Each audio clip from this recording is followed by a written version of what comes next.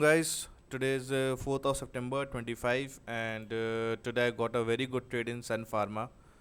And as you can see, it is POS Alpha Bear, as I've already told in my earlier videos. It is POS, POS, so it's possible.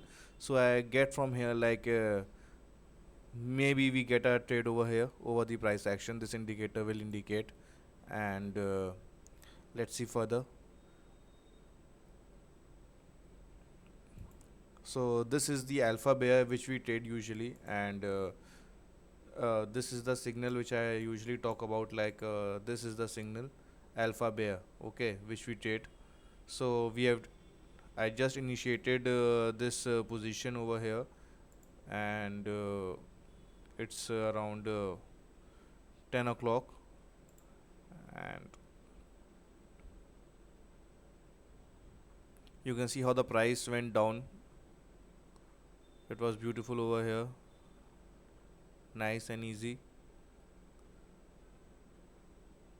So I took P in this call, P in this trade, and it was really good. I captured around 7 to 8 points in P. Hey, take a look. So it was nice. Hey, take a look.